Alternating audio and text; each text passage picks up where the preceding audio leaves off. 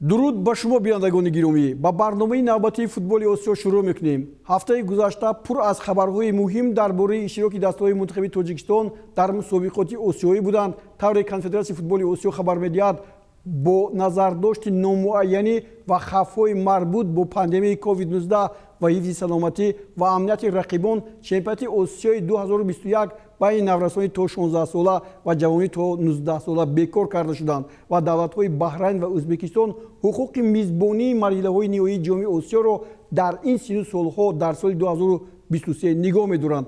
аммо заҳмати дастаҳо ва мураббиёнашон ки пайваста ҳушу ёдашон ба ин мусобиқаҳо равон гардида буд, бенатиҷа боқӣ монданд.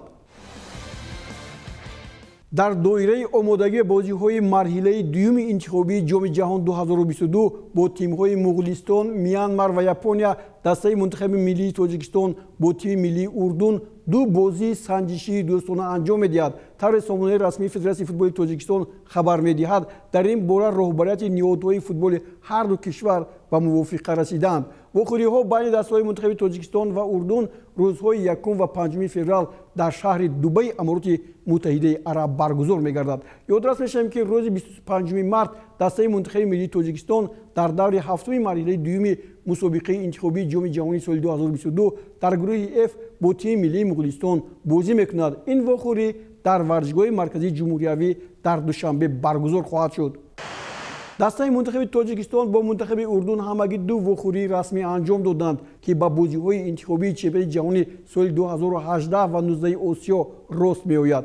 ҳоло шумо наворҳоро аз бойгони барномаи мо аз ташрифи дастаи мунтахаби Урдун ба Тоҷикистон манзур доред. як дастаи қавии осиё ки ду маротиба ба бозиҳои интихобии марҳилаи панҷуми ҷоми ҷаҳон роҳ ёфта, дар мавриди охир ҳаққи иштирокро дар бозиҳои ҷоми ҷаҳон аз даст додааст. тамошо мекунед. футболбозони Урдун бо таби болида ба ин бозӣ ба Душанбе омаданд ва ба пирӯзӣ сарфароз гардиданд.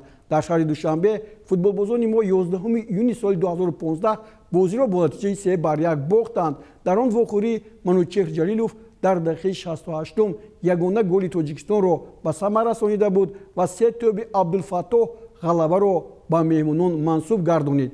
дар бозии ҷавобӣ низ футболбозони Урдун бо нишондоди 3-0 пирӯз гардиданд ва дар маҷмӯъ ба бозиҳои минбаъда рохат гирифтанд.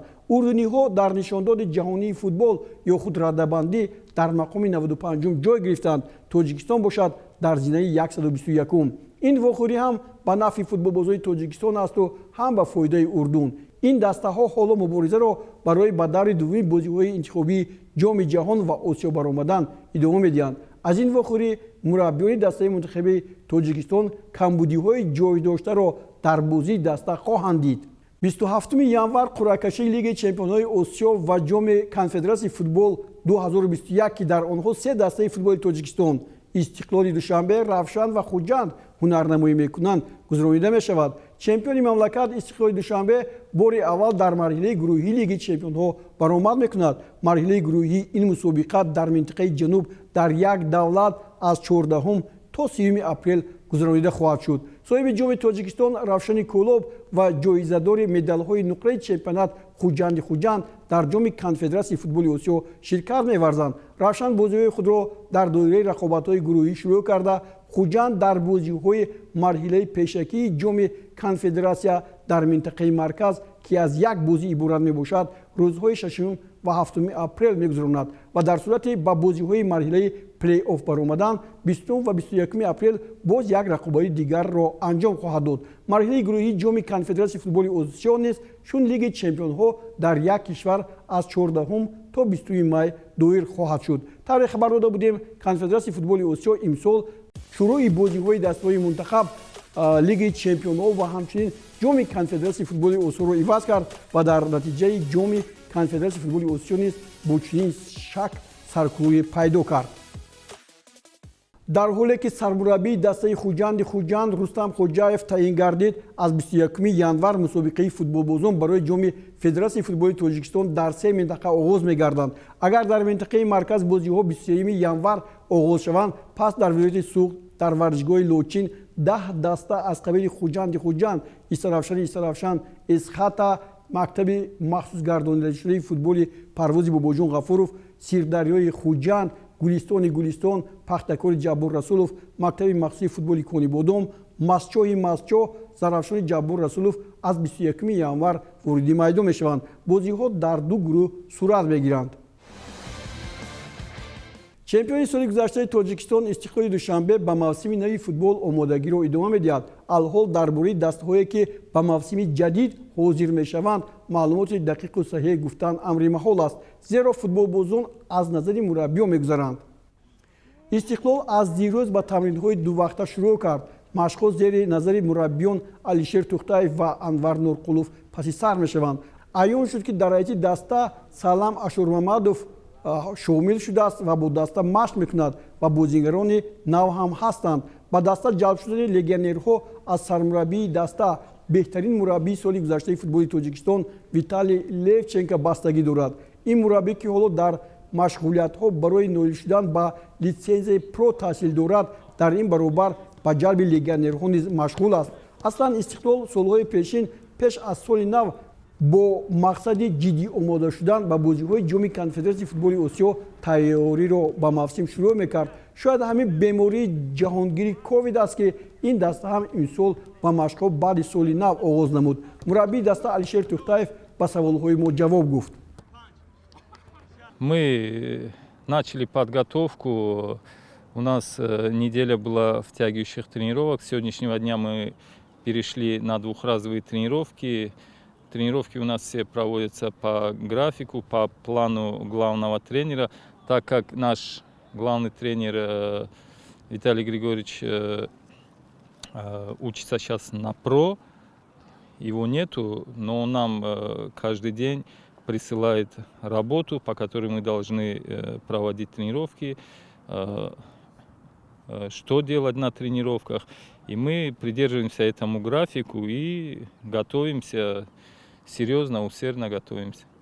бозигарони нав дар даста будагистанд? Да, мы привлекаем ребят, ведем переговоры. Сам главный тренер тоже общается с ребятами. Каждый день мы на связи. Он и с другими ребятами разговаривает о пополнении команды. Будут новые игроки, будут изменения. истиқлол дар бозиҳои гурӯҳии лиги чемпионҳои осиё бозӣ мекунад ва 27-ум қуръакашӣ мегузарад. хуб дар ин бора чӣ гуфтанӣ ҳастед? Ну, сказать про Лигу чемпионов, мы уже играли в квалификационном раунде Лиги чемпионов. На мой взгляд, на взгляд, я думаю, всех наших болельщиков Таджикистана, болельщиков команды «Истиклол» видели, что мы неплохо сыграли с тем же «Локомотивом» Ташкент, Саудовской Аравией неплохо сыграли. Ну, надеемся, что мы и в групповом раунде постараемся показать неплохой футбол, хороший футбол. Будем стараться, чтобы сыграли хорошо. имсол клуби марказии варши артиш бо иваз кардани мураббии худ мақсадҳои нав ба навро дар назди бозигарони худ мегузорад. мо алиёр ашуромадовро дар майдони дуввуми варзишгоҳи марказӣ ҳангоми тамринҳо пайдо кардем. барандаи медалҳои биринҷии мавсими соли гузашта клуби марказии варзиши артиш аз дуввумин клубҳоест ки марҳилаи тайёриро ба мавсими соли 2021 тезтар шурӯъ кардааст. аз назари алиёр ашуромадов беш аз 30 бозингар хоҳанд гузашт. аммо клуби марказии варзиши артиш аз аввалин дастаҳоест ки шартномаи худро аллакай бо 5 нафар бозигарони нав ба сомон расонидааст ва боз мехоҳад дар ин даста дигар бозигарони беҳтаринро ҷалб намояд. дар ҳайати даста собиқ бозигари дастаи кӯктош холмурод назаров ки мавсими соли гузашта дар 17 бозӣ ширкат карда 2 тӯб задаасту 1491 дақиқа майдондорӣ намудааст, шартномаи худро бо клуби марказии варзиши артиш баст. аз дастаи душанбе 83 легионери ганагӣ Идрису Амину ва Элчибек Рашидбеков, ҳамчунин Аъзам Муродов, Ҷонибек Шарипов аз Локомотив Помир ва Комрони Мирзонажод низ ба ҳайати клуби марказии варзиши артиш пайвастанд. алиёр ашуромадов ба ин бозигарон боварӣ дорад. дар бораи омодагии даста аз ӯ пурсон шудем. тайёриё ба нақшаи гузоштагӣ давом доранд ва реҷаи корӣ ҳамоне ки мо нақша кашидем. мегӯянд ки имрӯз дар ҳайати дастаи клуби марказии варзиши артиш бозигарони хеле зиёд омаданд ва аллакай шартномаҳо ҳам баста шуданд. оё ин дуруст аст? ҳа мо хеле бозингарое ки нақша кашидем ҳамоноро даъват кардем. фикр мекунам баъзеҳо дар ҳозир тамрин мо нигоҳ мекунем сифати корашона баъд хулоса мебарорем. бо шумо масалан вақте шартнома бастанд чӣ вазифа гузоштанд дар назди шумо? вазифаи мо дар ҳар як бозӣ ғалаба кардан. Барои ҳамин мо барои ғалаба мебироем ва тайёримон барои ҳар як бозиро чи дар ҷоми ФФТ бошад чи дар чемпионат ҳамаш ҳамин як нақша аст ғалаба. акнун дӯстони гиромӣ ба бозиҳои футболи кишварҳои осиё таваҷҷӯҳ мекунем. дар лигаи бартари Эрон садрнишини ҷадвали мусобиқот Истиқлоли Теҳрон бо тракторсозӣ андари майдони рақобат шуданд. шарҳи моро пайгирӣ кунед. ин бозӣ дар варзишгоҳи ёдгори имоми шаҳри Қум баргузор гардид ва дастаи трактори Табриз ба ҳайси соҳиби майдон муаррифӣ мешуд. Истиқлол дар ин вохӯрӣ яке аз бозиҳои зебояшро нишон дод. Шейх Диабате Азмалӣ бозигари 32-солаи дастаи Истиқлол бо як маҳорати хос муҳофизатгаронро сари роҳи худ гирифт ва тӯбро ба нишон расонид. баъдан дар нимаи дуюми вохӯрӣ дар дақиқаи 60 боз як ҳуҷуми дигари истиқлолиҳо бо зарбаи Меҳдӣ Қоидӣ бо гол ба поён расид ва ҳисоб дуболо гардид.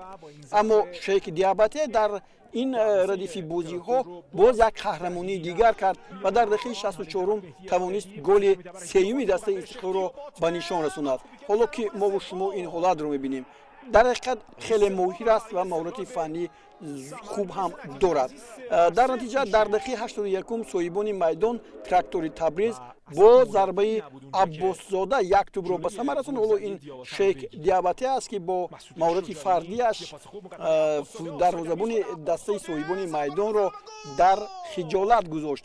ҳаминро ҳам ёдовар шудан лозим аст ки пеш аз ин вохӯрӣ трактори Табриз дар сафар бар Зубоҳан бо ҳисоби 2-0 ғалаба карда буд. Истиқлол бошад бо дастаи Персиполис бозиашро мусови 2-2 ба поён расонида.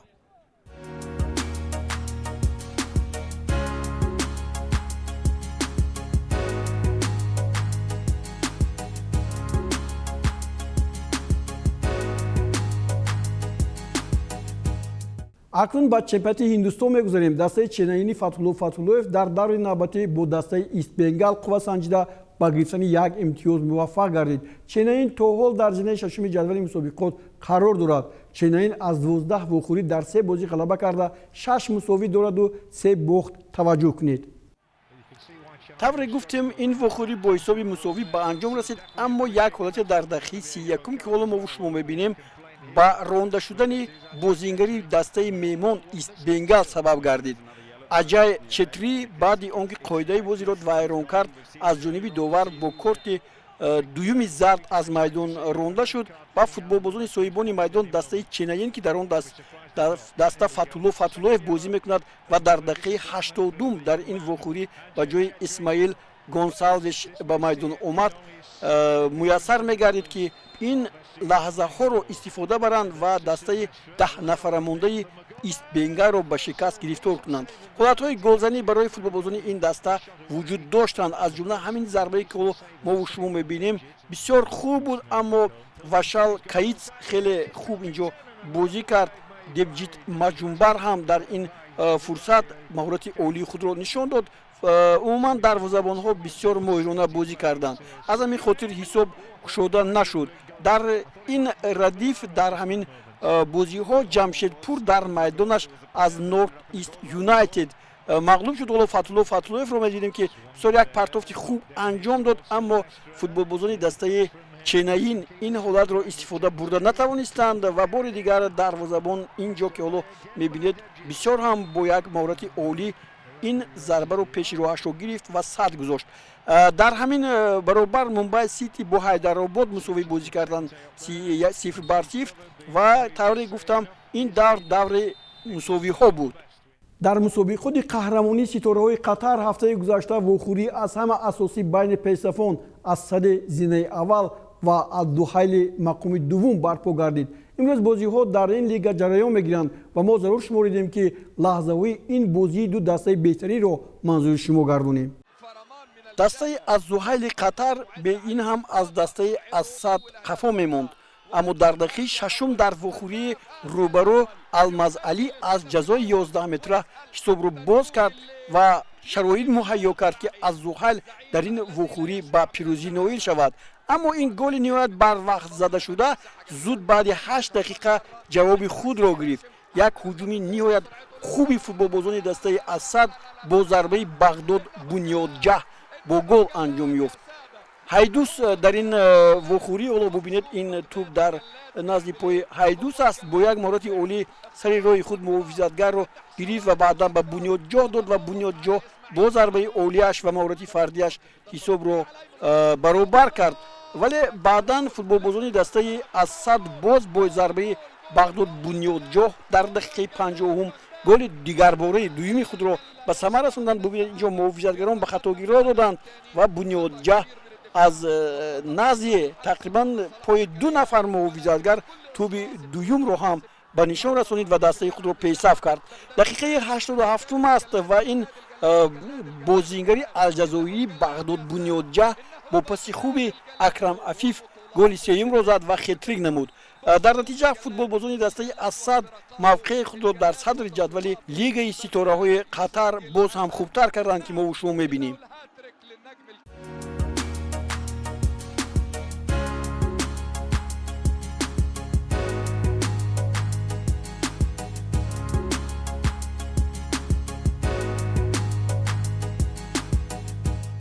дар бозиҳои А-лигаи Австралия ғайричашмдошт дастаи Макартур ба зинаи аввали ҷадвали мусобиқот баромад. ин даста дар даври чорум дар сафар Ньюкасл Джетсро ба шикаст гирифтор намуд.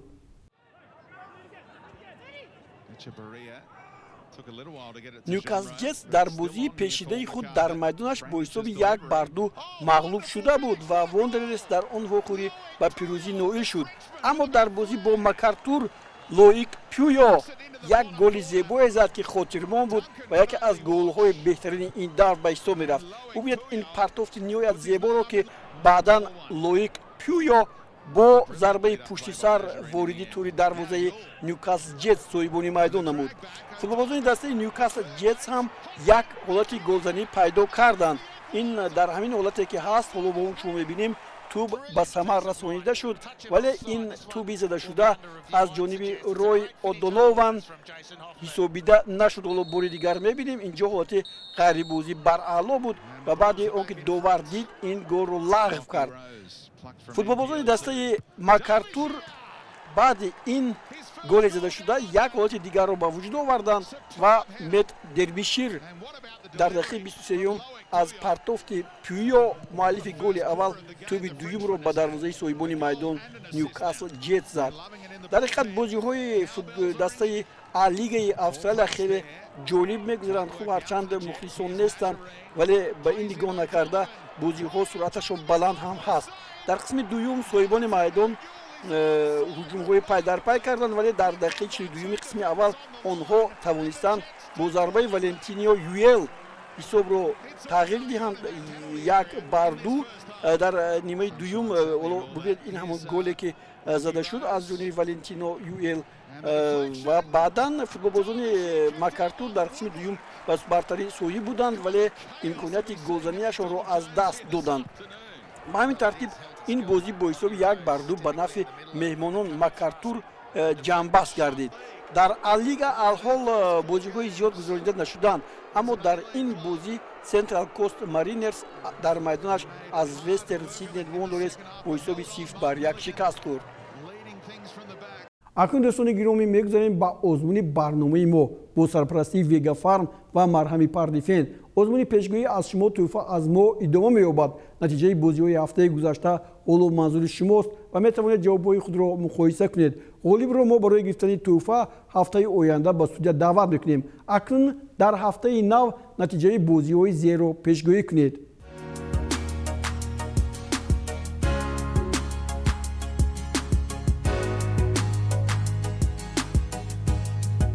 دوستان گرامی در همین جا برنامه نوبتی فوتبال آسیا رو به انجام میرسونیم. مقصد ما ترغیب فوتبال تاجیکستان، آسیا و کشورهای این منطقه است. هرچند دشواری ها برای دسترسی موادها جای دارند، اما ما کوشش میکنیم که با شما از نظریه فوتبال این قطعه حرف زدیم. باقی سربلندی پیروزی شما آرزوی ماست. خود را احتیاط کنید.